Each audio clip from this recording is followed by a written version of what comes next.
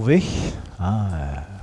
Toute la famille était contente de partir en vacances, mais toute la famille se réjouissait aussi de revenir, de pouvoir vous revoir. Et puis j'ai de la joie dans le cœur aussi de vous apporter la parole, parce que la Bible nous dit que la parole de Dieu, elle est vivante et elle est efficace. Alors comme la parole de Dieu, elle est vivante, eh bien si ce matin, eh bien on est au contact de la parole, il va se passer quelque chose, forcément. Et en plus, non seulement elle est vivante, mais elle est efficace. Donc il va se passer quelque chose qui est efficace dans nos vies. Alors ça, c'est réjouissant. C'est Paul qui dit, il dit ça aux Corinthiens, il dit voilà, la parole de Dieu, la prédication, c'est pas une histoire de parole, c'est une histoire de puissance. Et la puissance, c'est Dieu qui agit et qui fait quelque chose. Alors ce matin, eh bien, alors j'ai pas salué encore tout le monde personnellement, j'ai salué beaucoup de personnes, mais j'ai pas encore salué tout le monde. Voilà, partez pas avant que je puisse vous saluer personnellement. Enfin, vous faites comme vous voulez, mais voilà, moi je veux bien vous saluer personnellement, ça sera avec plaisir pour ceux que j'ai pas encore salués. Ce matin, je voulais qu'on puisse revenir ensemble sur des fondamentaux. Alors, pour revenir sur des fondamentaux, eh bien, je vais vous lire 2 textes dans la Genèse qui sont des textes bien connus.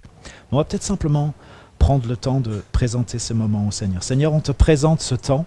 On sait que ta parole est la vérité et la vérité, ta parole, elle est tranchante. On l'a dit, vivante, efficace.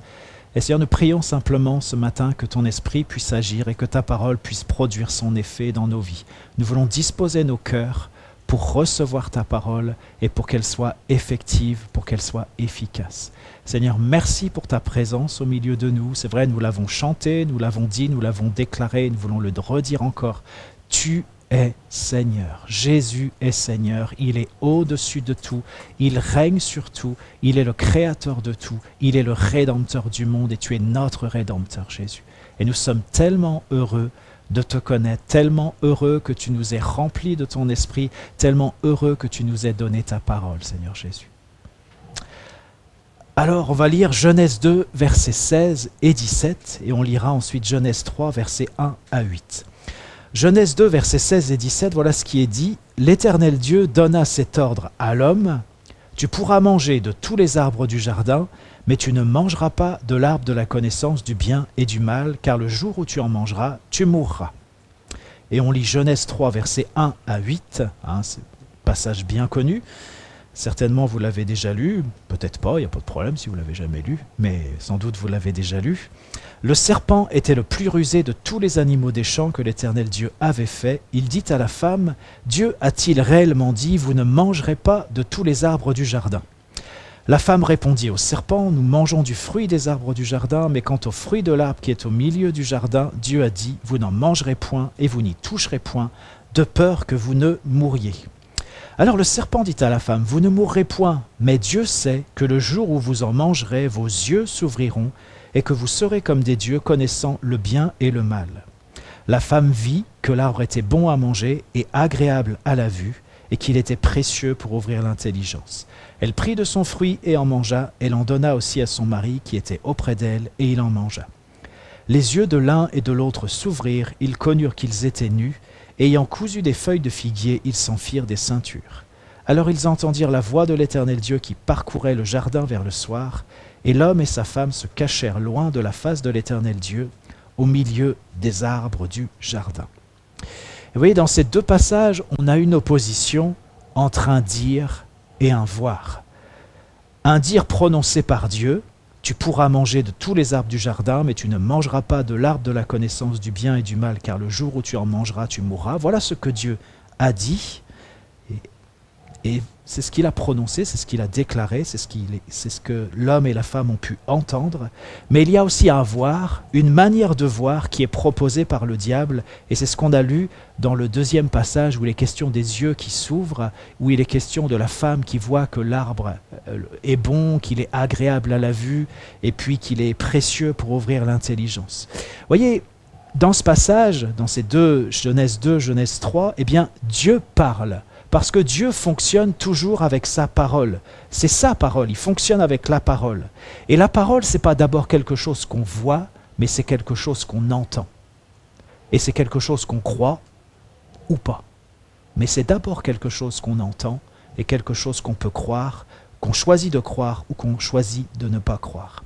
Et voyez, Ève ici, elle est confrontée à une alternative, croire ce que Dieu dit Dieu s'est exprimé clairement, ou voir avec le serpent, voir comme le serpent, je dirais, entrer dans la manière de voir du serpent, accepter la vision du serpent.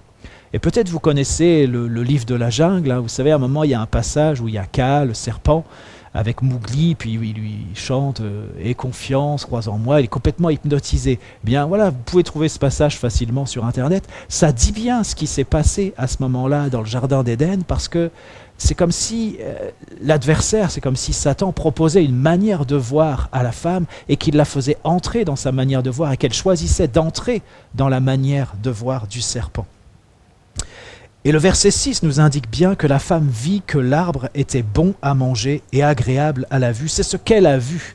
Elle a vu aussi qu'il était précieux pour ouvrir l'intelligence. Et vous voyez, on est dans cette opposition dès le départ de la Bible, dès le départ de la parole, dans cette opposition entre le dire de Dieu et le voir qui nous est proposé par l'adversaire.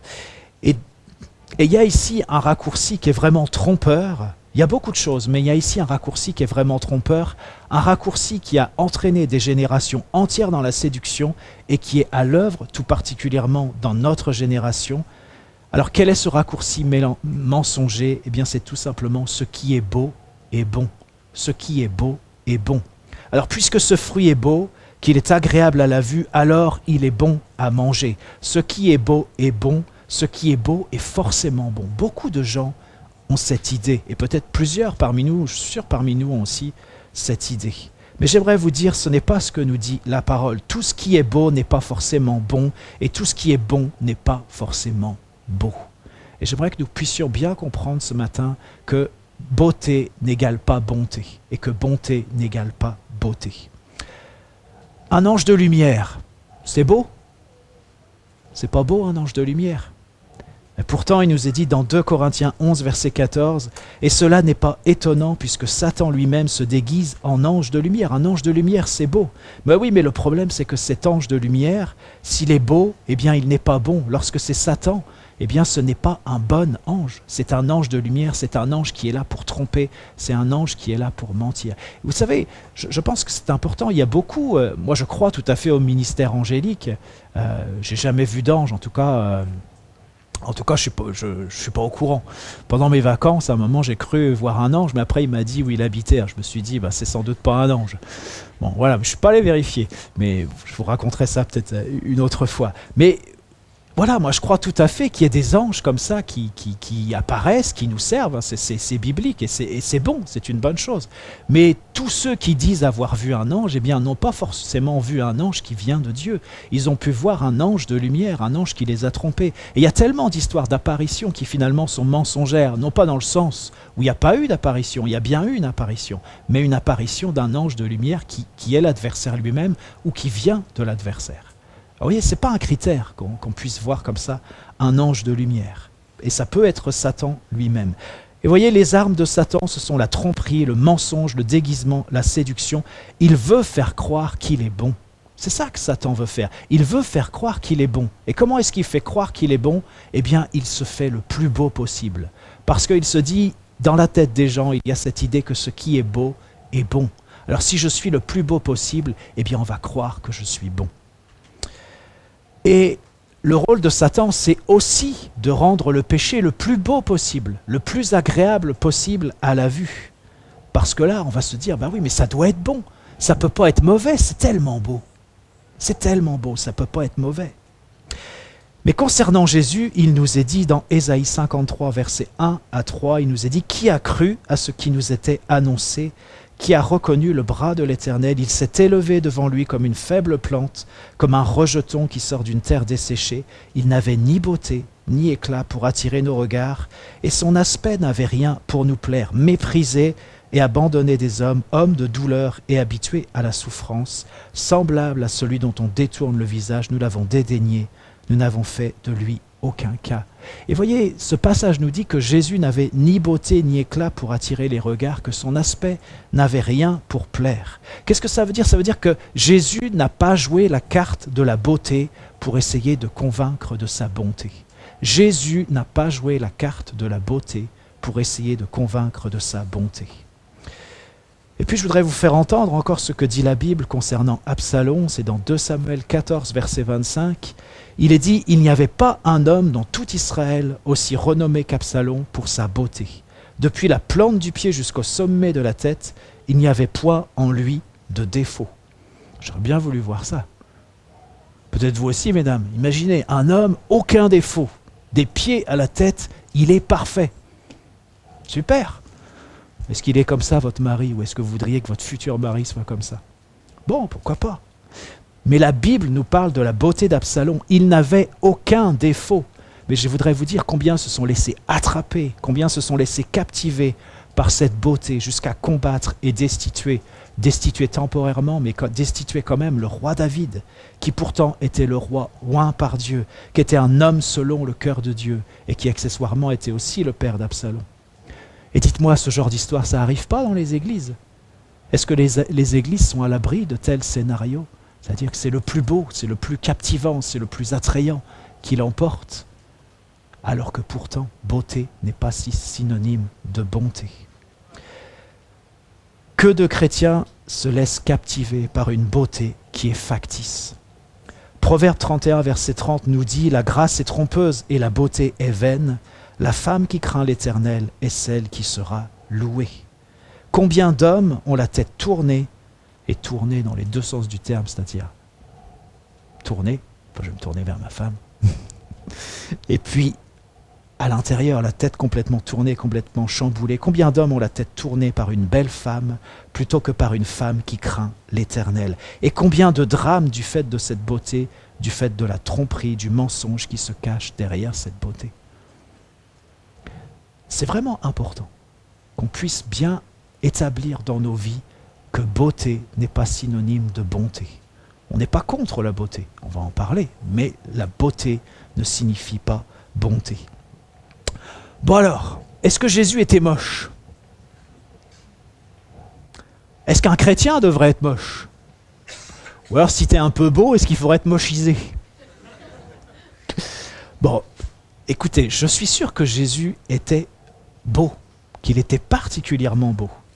Et c'est tout à fait légitime qu'il y ait une beauté particulière qui émane des chrétiens, qui émane de l'Église.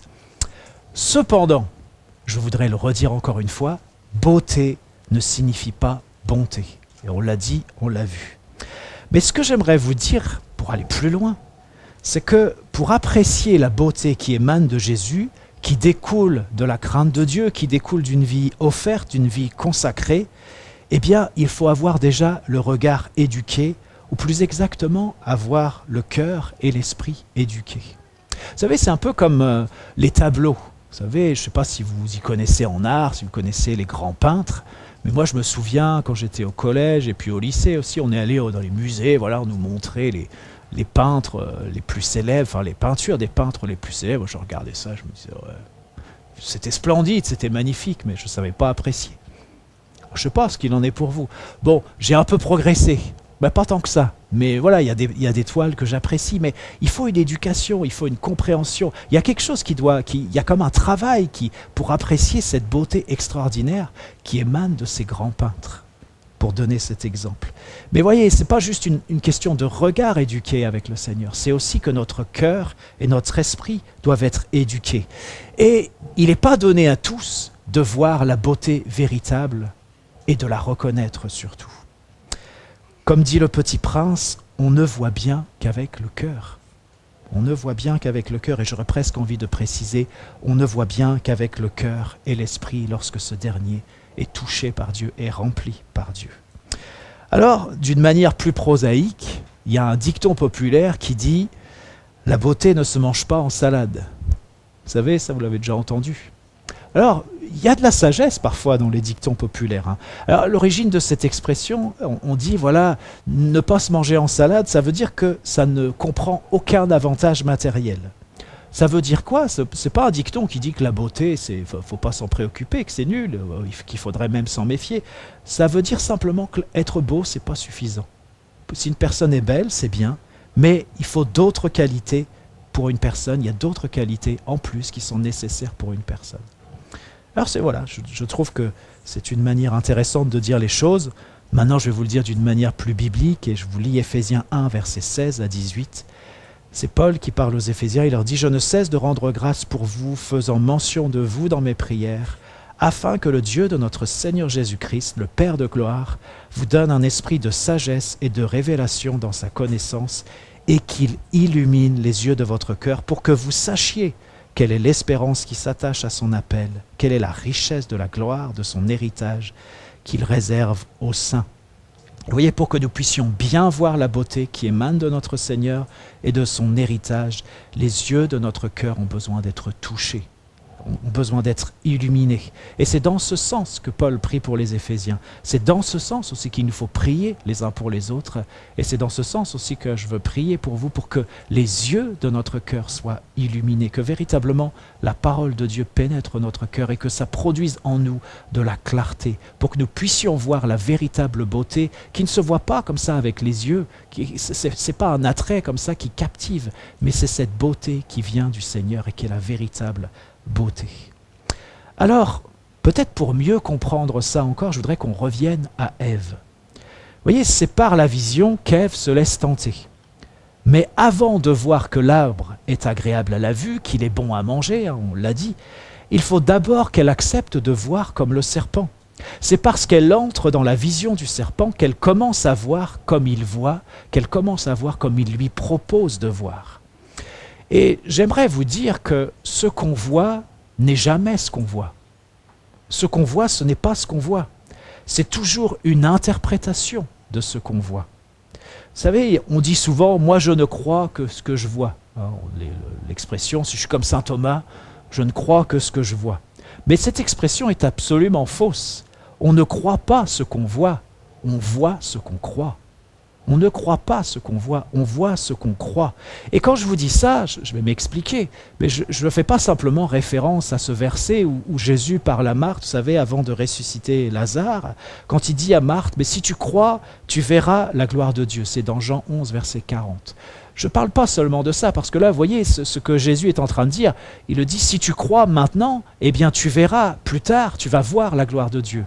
Mais ce n'est pas de ça dont je voudrais parler. Ce que je veux vous dire, c'est que nous voyons au présent ce que nous croyons. Ce que nous croyons, c'est ce que nous voyons.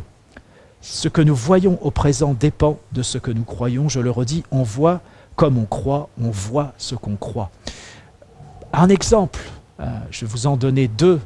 Le premier, il est anecdotique, mais on pourrait en donner beaucoup. Vous savez que les peuples, au moment où Dieu se choisit un peuple, il choisit Abraham, il se suscite un peuple, etc., tous les peuples de la terre, eh bien, avaient cette idée que la lune, le soleil, les astres, eh bien, c'était des dieux et des déesses. On trouve toutes sortes de mythologies partout dans le monde.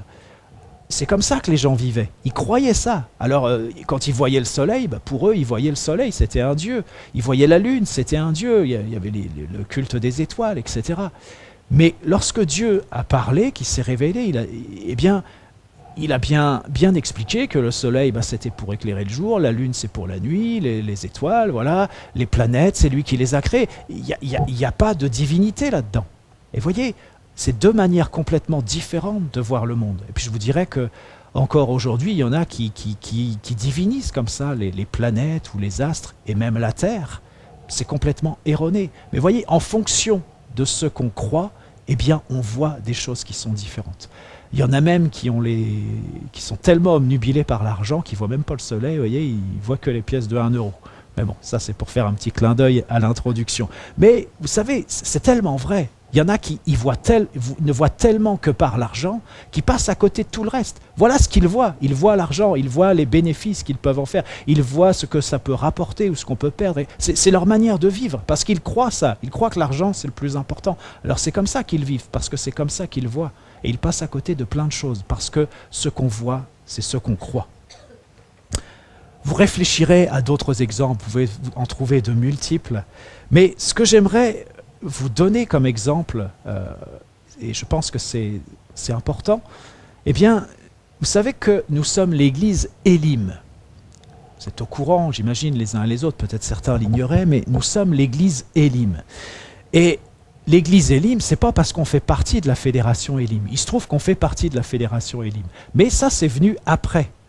Parce que Élim, c'est le nom que Dieu a donné à notre pasteur qui correspond à la vision de l'église. C'est pour ça qu'on s'appelle Église évangélique protestante Élim.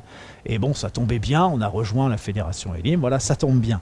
Mais ce nom Élim, eh bien, c'est un nom que Dieu a donné pour l'église, que Dieu a communiqué à notre pasteur, qui correspond à la vision de l'église. Et vous voyez, c'est un nom. Ça veut dire que là, on est aussi en train de parler de quelque chose que Dieu a dit. C'est un dire qui établit une vision. Mais avant tout, c'est une parole. Alors, je vous lis dans Exode 15, verset 27. Ça fait partie du récit de toutes les pérégrinations du peuple d'Israël lorsqu'ils ont quitté l'Égypte. Exode 15, verset 27, il est dit « Ils arrivèrent à Élim où il y avait 12 sources d'eau et 70 palmiers. Ils campèrent là, près de l'eau. » Je le relis. Ils arrivèrent à Élim où il y avait 12 sources d'eau et 70 palmiers. Ils campèrent là, près de l'eau. Donc, quand je vous regarde ce matin, qu'est-ce que je vois? Je vois des palmiers, des beaux et des grands palmiers, et je vois des sources d'eau. Je vous regarde, ou je nous regarde, parce que je me mets dedans, et je vois une oasis.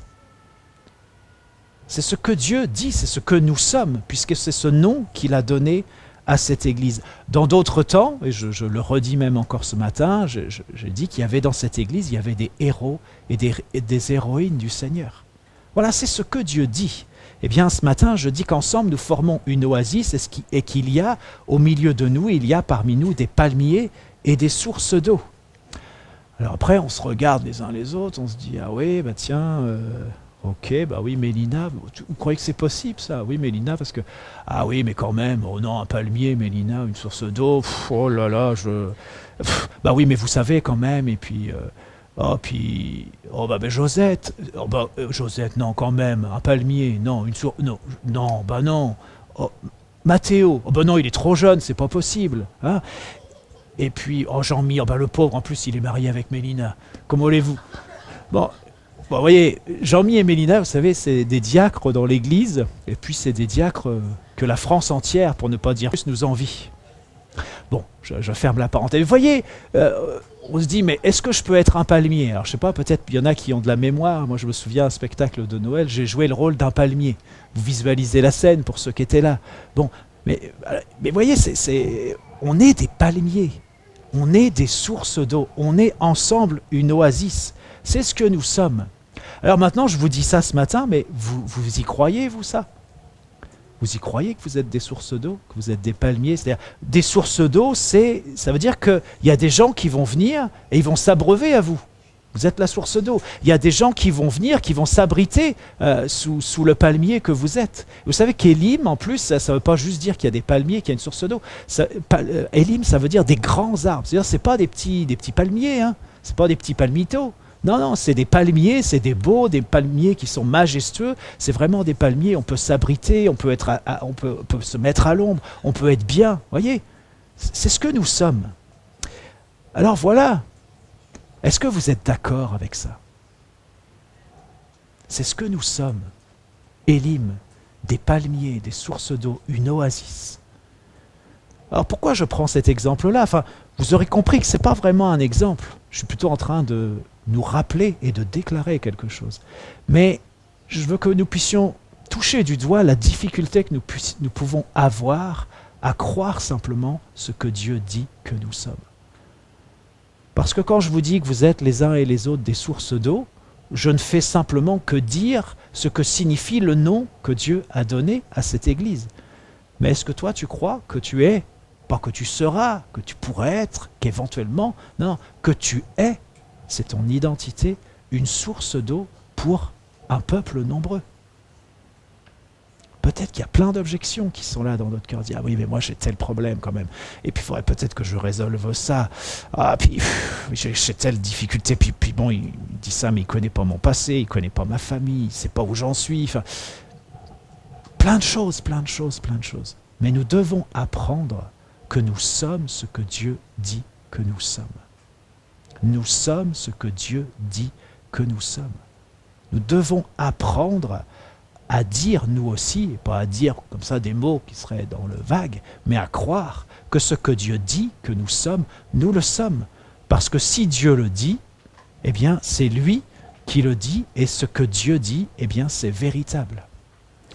Alors j'ai lu quelque chose qui m'a semblé très intéressant, à la fois très simple et du coup très clair, mais je n'avais jamais pensé à ça aussi clairement. J'ai lu pendant mes vacances donc un livre de Gilles Boucaumont qui s'appelle, le titre c'est Au nom de Jésus, et il parle de la malédiction. Et il dit quelque chose de très simple, mais je pense de très important pour chacun de nous. Il dit voilà, maudire quelqu'un ou se maudire soi-même, c'est dire quelque chose qui n'est pas conforme à la vérité, à la parole de Dieu, à la volonté de Dieu. Je vous le relis. Maudire quelqu'un ou se maudire soi-même, c'est dire quelque chose qui n'est pas conforme à la vérité, à la parole de Dieu, à la volonté de Dieu. Par exemple, si tu dis « mais je n'y arriverai jamais, je suis un bon à rien, je suis un incapable », bon, tu es en train de te maudire quand tu dis ça. Si quelqu'un te dit, ou si tu dis à quelqu'un « tu ne réussiras jamais dans la vie, qu'est-ce qu'on va faire de toi, tu es bête ou tu es nul », eh bien, on est en train de maudire si on dit des choses comme ça, ou si quelqu'un nous dit des choses comme ça, il est en train de nous maudire, parce que tout ça ne correspond absolument pas à la parole de Dieu.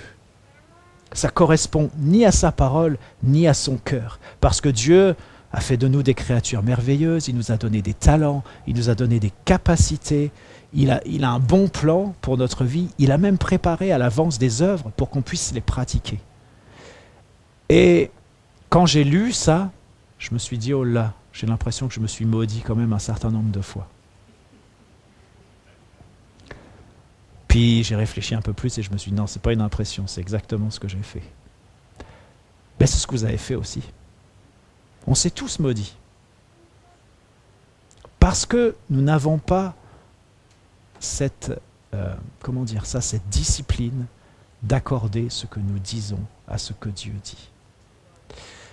Et voyez, si on s'est maudit, eh bien, il y a un impact de ces malédictions dans nos vies.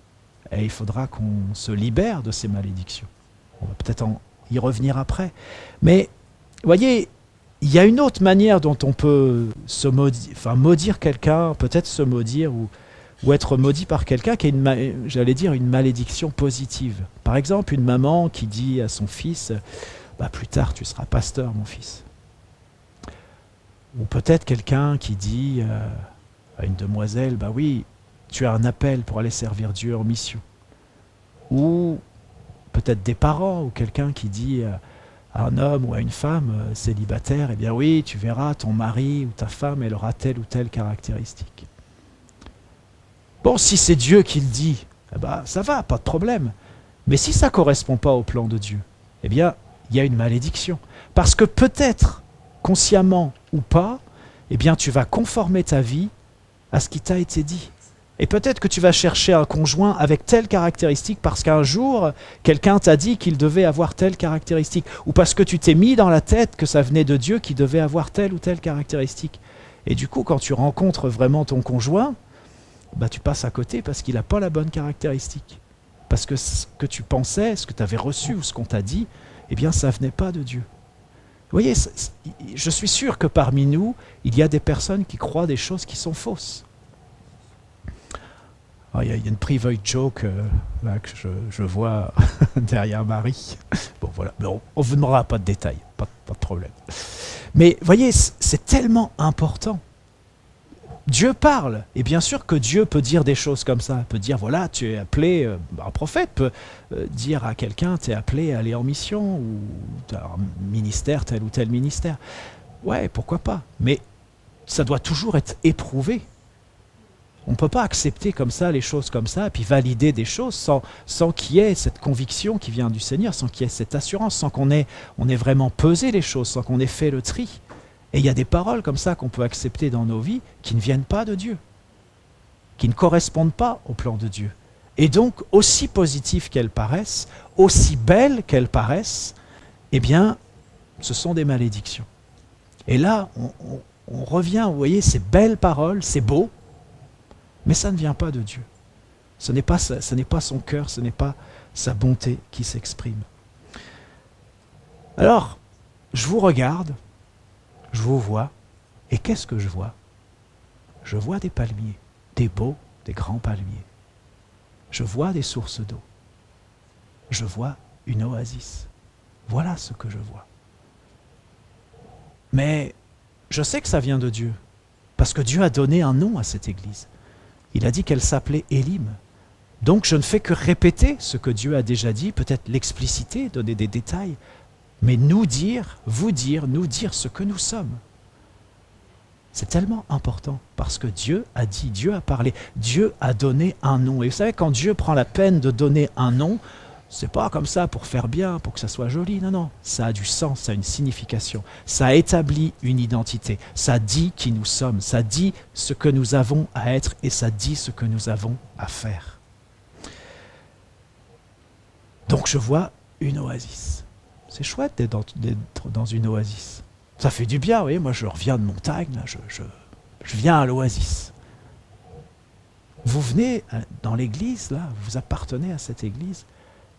Nous venons à l'oasis et nous sommes l'oasis. Celui qui croit en moi, des fleuves d'eau vive couleront de son sein, comme dit l'Écriture. C'est Jean 7, verset 38. Peut-être que ça sera une bonne chose qu'on puisse, je dis ça en me tournant vers Pasteur Gilles, qu'on puisse un jour approfondir ensemble. Qu'est-ce que ça signifie ce nom qui a été donné, Élim, pour que chacun soit bien imprégné de l'identité de cette Église et de son identité, de la part qu'il a à voir avec ce nom qui a été donné.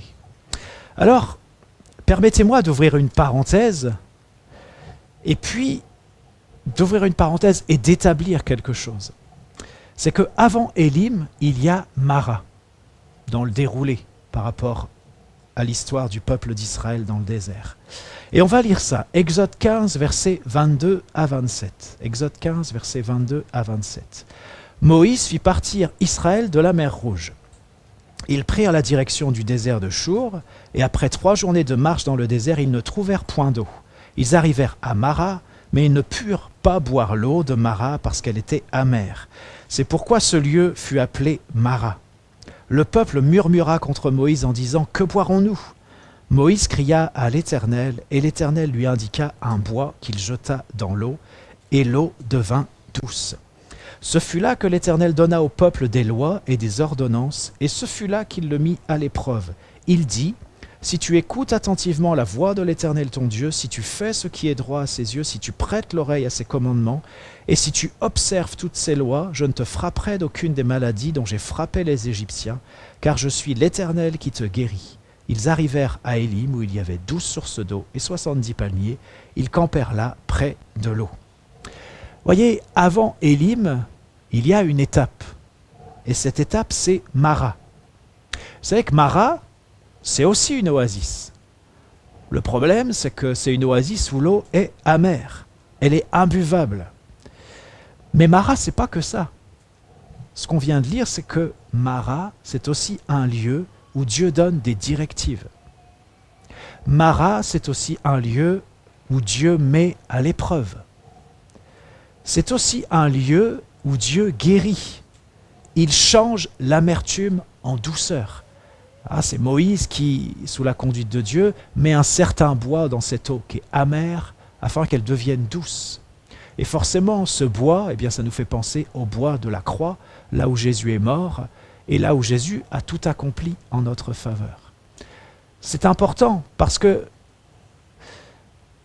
avant Élim, il y a cette étape, il y a Mara.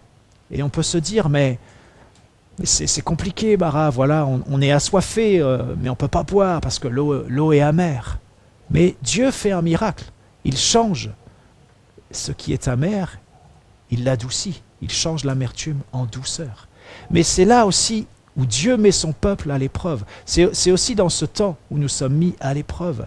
Et c'est aussi là que Dieu parle, c'est là qu'il donne des directives, c'est là qu'il indique ce qu'il faut faire.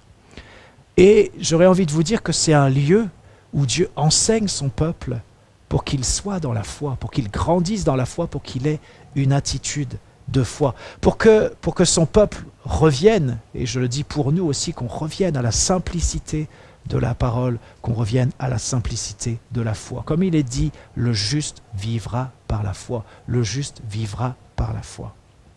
Et alors, après Mara, il y a donc Élim.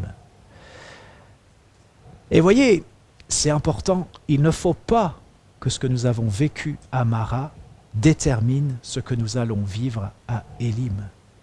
Mara n'est qu'une étape importante, une étape d'apprentissage nécessaire, mais une étape seulement.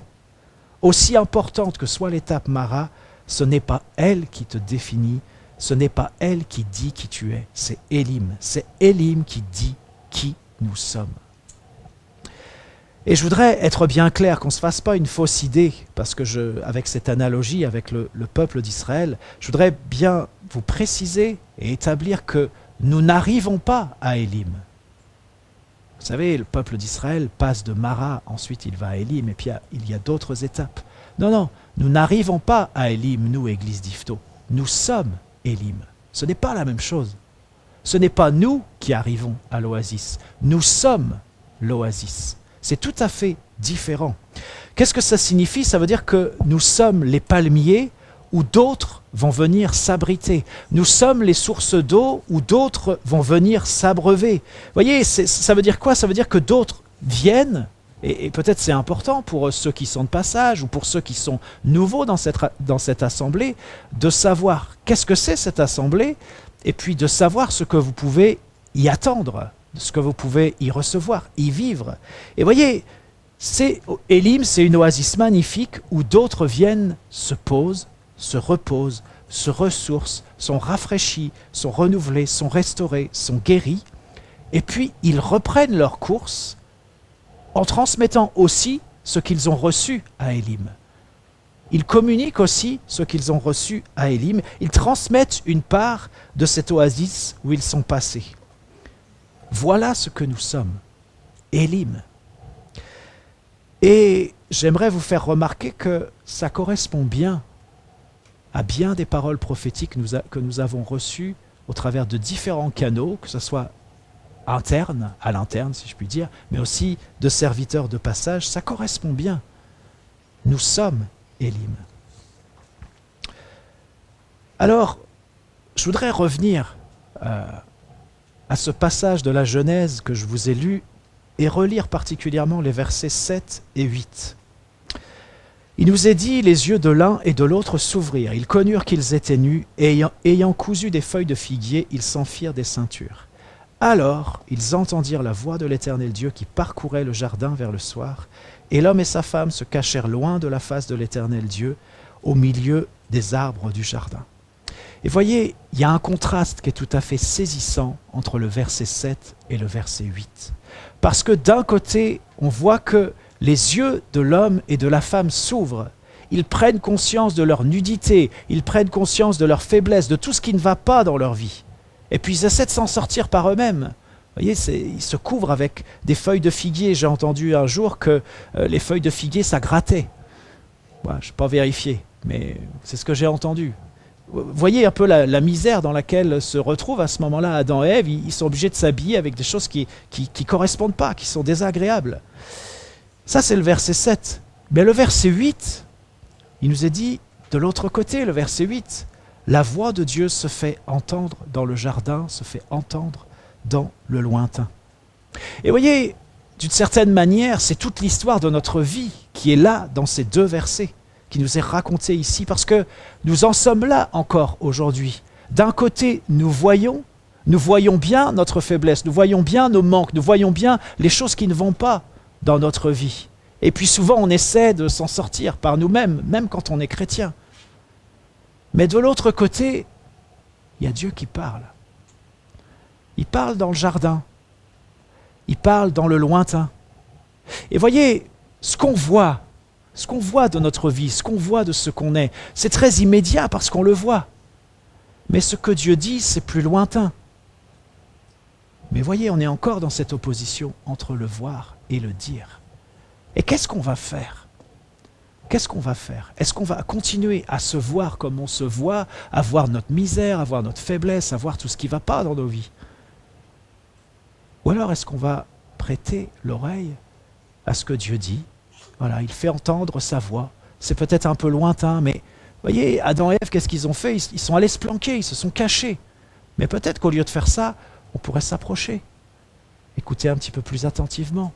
Ça devient plus audible. Qu'est-ce que Dieu dit? Qu'est-ce que Dieu dit? Qu'est-ce que Dieu dit? Qu'est-ce que Dieu me dit? Il me dit que je suis un palmier, un beau, un grand palmier. Il me dit que je suis une source d'eau. Il me dit que je suis une partie de l'Ouest. Il me dit que je suis Élim. Voyez, on est dans cette opposition, encore et toujours, entre ce qu'on voit et entre ce que Dieu dit. Et nous avons un choix à faire. Et comment est-ce qu'on va réagir ce matin? Est-ce qu'on va dire, mais oui, c'est juste tout ce que j'ai entendu, et puis ça ne va pas changer quoi que ce soit, finalement on va rester comme on est. On va rester à voir ce qu'on voit, et puis à être ce qu'on est, et à dire ce qu'on dit. Ou alors est-ce qu'on entend la voix de Dieu? Est-ce qu'on entend la parole de Dieu? Est-ce qu'on entend ce que Dieu dit? Et on décide qu'on est ce que Dieu dit. Voyez, Dieu, il nous dit ce qu'on est. Il nous indique quelle est notre identité. Il nous donne un nom. Est-ce que nous acceptons le nom que Dieu nous donne? Est-ce que ça va, sœur Palmier? Frère source d'eau? Dieu nous donne un nom. Il dit qui nous sommes. Oh, Dieu n'est pas ignorant de nos faiblesses, de nos péchés, des choses qui ne vont pas dans nos vies. Mais pour ça, il a payé le prix. Il a tout accompli pour que nous puissions marcher en nouveauté de vie sur un autre plan. Il a fait de nous des créatures nouvelles. Il fait toutes choses nouvelles. Nous l'avons chanté aussi tout à l'heure. D'ailleurs, nous avons chanté bien des choses que je suis en train de vous dire ce matin. Et voyez, on est face à un choix. Je sais que vous n'ignorez pas ce choix.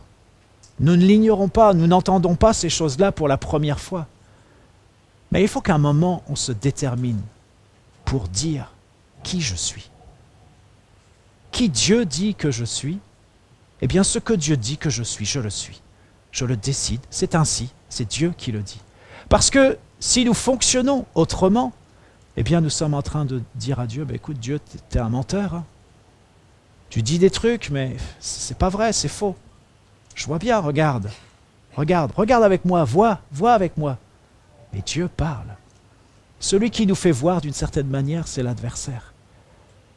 Mais celui qui parle pour dire la vérité, celui qui a l'autorité, celui qui a le pouvoir de faire advenir ce qu'il dit, eh bien c'est Dieu. Parce que Jésus a tout accompli à la croix. Dans 2 Corinthiens 5, verset 7, il nous est dit « Car nous marchons par la foi et non par la vue. » Car nous marchons par la foi et non par la vue. Et je voudrais qu'on prenne un temps avec le Seigneur. Je voudrais vous interpeller sur différentes choses dans la prière. Peut-être, si tu veux bien venir jouer, si vous vous sentez inspiré, les autres musiciens, vous pouvez venir aussi. J'aimerais qu'on prenne un temps devant le Seigneur et j'aimerais faire comme 4 appels. Ce n'est pas vraiment 4 appels, mais j'aimerais vous faire entendre 4 interpellations qui sont liées avec ce message. Et je voudrais... On va prier. Ouais, Seigneur, on entend ta voix.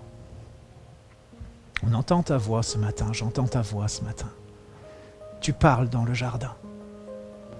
C'était peut-être un peu lointain jusqu'ici, mais ce matin, on décide de s'approcher pour écouter vraiment ce que tu dis, pour entendre de manière distincte ce que tu dis.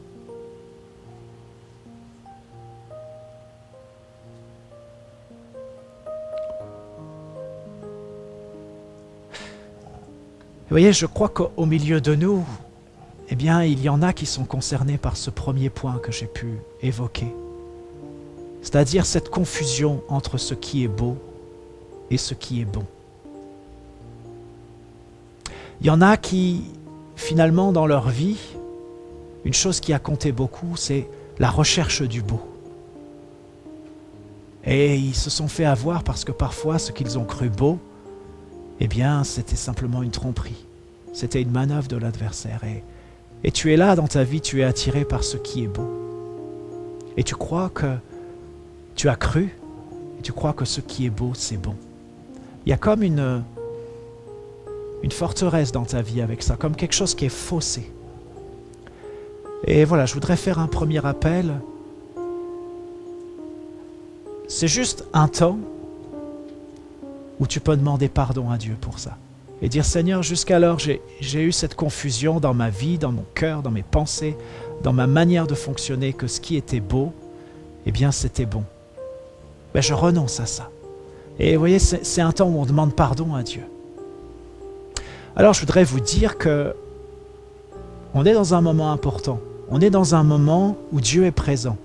On est dans un moment où les puissances aussi sont présentes. On est dans l'Église. Et je vous invite à faire ça, mais je vous invite à faire ça d'une manière, non pas discrète, pas d'une manière tape à l'œil non plus, mais pas d'une manière discrète, d'une manière concrète.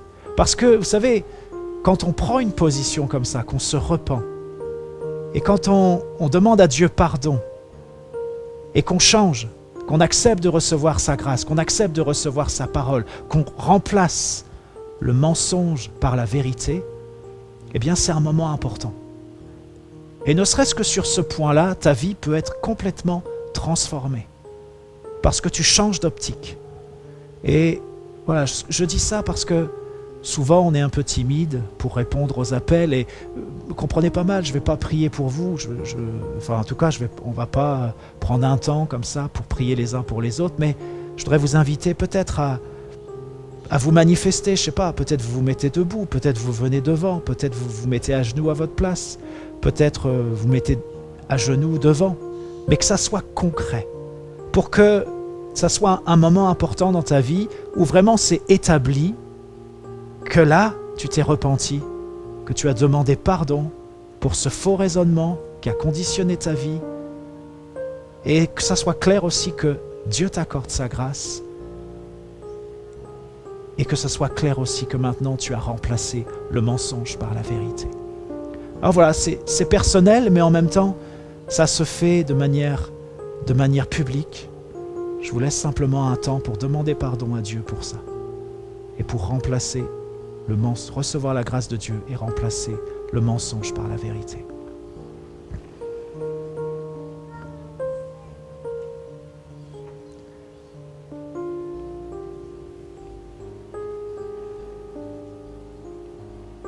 Ouais, Jésus.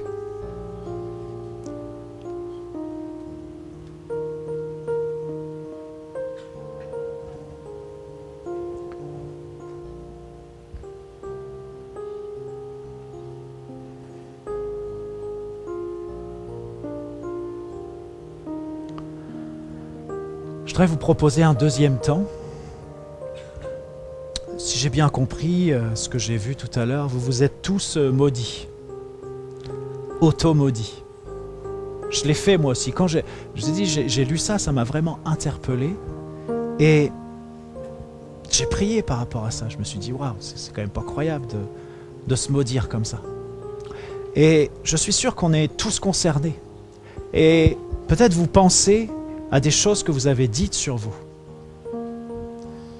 Et voilà, je voudrais vous proposer ce deuxième temps. Là aussi, faites en sorte que ce soit concret, pas juste discret, pour que l'adversaire, d'une manière ou d'une autre, puisse remettre en question ce qui se passe maintenant.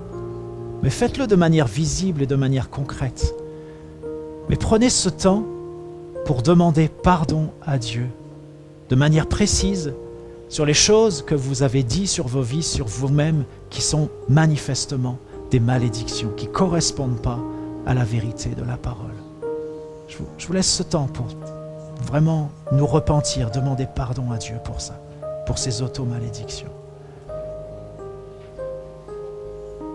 Jésus.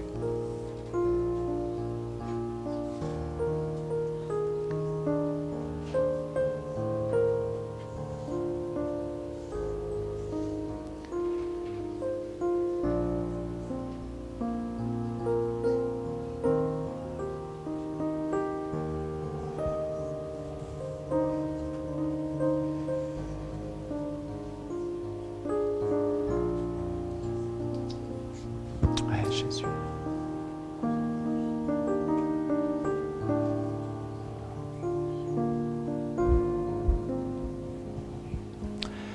Et quand on a demandé pardon pour ces malédictions, eh bien, Dieu nous pardonne, mais il reste quand même à délier nos vies de ces malédictions. Et je vais prier dans ce sens-là, mais je voudrais quand même vous indiquer que c'est quelque chose que vous pouvez faire vous-même. Vous pouvez dire « Je me délie au nom de Jésus de ces malédictions. Je brise au nom de Jésus le pouvoir de ces malédictions sur ma vie. » Et oui, Seigneur Jésus, je te remercie pour les frères et sœurs qui sont là, qui t'ont demandé pardon pour ces paroles mauvaises qu'ils ont prononcées sur leur vie, pour ces malédictions. Et nous te disons merci parce que tu nous pardonnes et parce que ton sacrifice est efficace, le sang que tu as versé est efficace. Maintenant, je délie chacun qui a prié en ce sens, je le délie de ces malédictions dans sa vie au nom de Jésus. Le pouvoir de ces malédictions maintenant est brisé. Merci Jésus. Et puis je voudrais vous indiquer, peut-être vous avez aussi pensé à des personnes tout simplement qui vous ont maudite en disant des choses manifestement fausses sur vous, peut-être aussi en disant des choses qui semblaient positives, mais quand on en a parlé, eh bien Dieu vous a montré que ça ne correspondait pas à sa parole. Eh bien, vous pouvez à la maison avoir tout simplement la même démarche, demander pardon et puis vous délier du pouvoir de ces malédictions. Et puis si ça vous semble trop compliqué de le faire seul, eh bien vous pouvez aussi demander un entretien pour que vous soyez accompagné dans cette démarche. Je voudrais proposer un troisième temps. Vous avez compris, je sais bien qu'il y a cette opposition entre ce que nous voyons d'un côté et ce que Dieu dit. Et la foi, ce n'est pas la méthode Coué, c'est-à-dire que ce que nous croyons, eh bien, un jour, nous le verrons. C'est parce que nous le croyons que nous allons le voir s'accomplir. Donc, la foi est liée aussi au voir. Mais, voyez, il y a vraiment cette opposition dans nos vies, ce combat entre marcher par la vue ou marcher par la foi. Et voilà, je nous laisse ce temps pour qu'on puisse dire à Dieu, je me détermine aujourd'hui, je décide, je veux marcher par la foi. Je veux arrêter de marcher par la vue, je veux marcher par la foi. Seigneur, montre-moi, interpelle-moi chaque fois que c'est la vue qui l'emporte, c'est la vue qui domine, que ma marche est par la vue, parce que moi, ce que je veux, c'est marcher par la foi. Et comptez sur le Saint-Esprit pour vous parler, pour vous inspirer, pour vous montrer. Parce que vous savez, Dieu a dit bien des fois qu'ici, il y a un peuple de l'Esprit. Et un peuple de l'Esprit, ce n'est pas un peuple qui marche par la vue. Un peuple de l'Esprit, c'est un peuple qui marche par la foi et qui fait advenir les réalités du ciel sur la terre. Déterminons-nous ce matin. Oui, Jésus.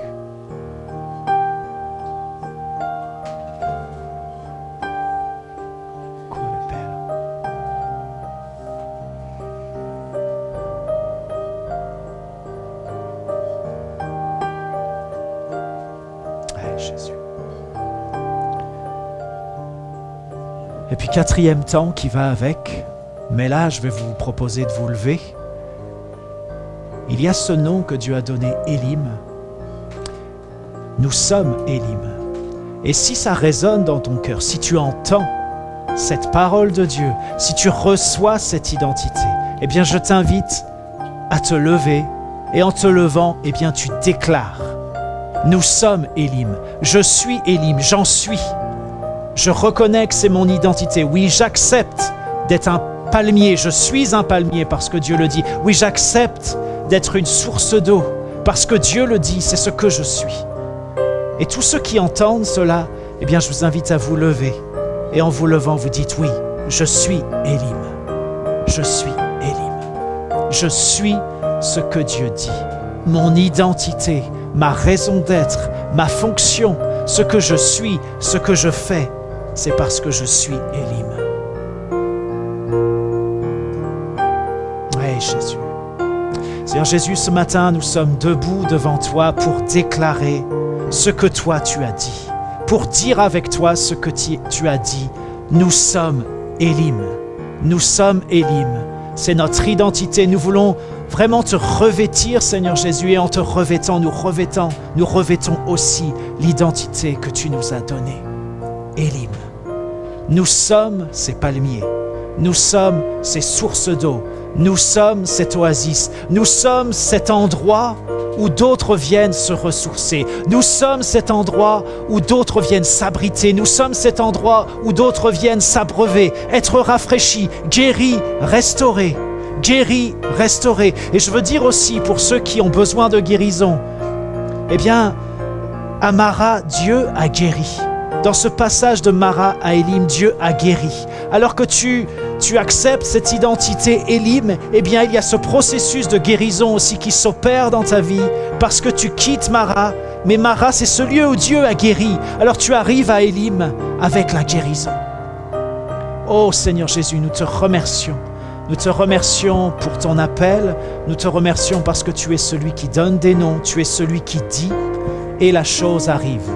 Oh Seigneur Jésus, quelle joie, quelle grâce, quel privilège de te connaître, d'entendre ta parole, Seigneur. Nous n'avons pas seulement entendu ta parole dans le lointain du jardin, comme un écho comme ça dans nos vies, mais nous avons entendu ta parole et nous avons dit, Seigneur, me voici, nous voici pour te servir, nous sommes Élim.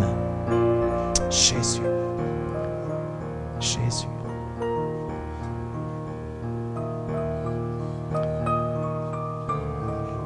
Hey, Seigneur.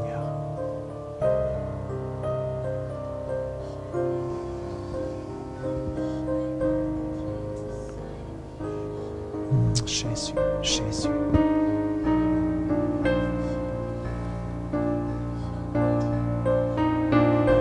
Hey, Seigneur.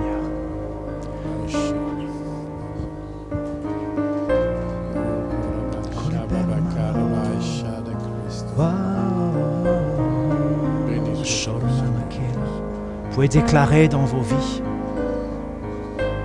faire des déclarations qui sont inspirées, des louanges qui sont inspirées.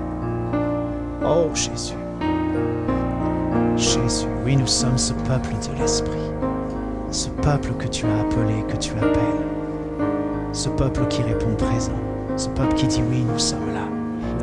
Tu es Dieu, le Dieu fidèle à ta parole. Tu es Dieu. Alléluia. Au-dessus de tout, élevé. Tu as des plans, des desseins, tu les accomplis, Seigneur. C'est vrai, on l'a chanté. Dès que tu as parlé, Seigneur, c'est arrivé. C'est arrivé. Oh Jésus, solo mashta babakelo. Il qui veut le faste Gloire à toi, Seigneur Jésus.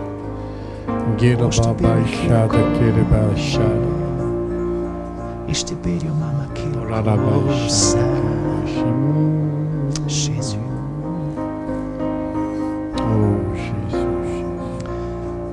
et je voudrais vous laisser une image qui m'a beaucoup parlé.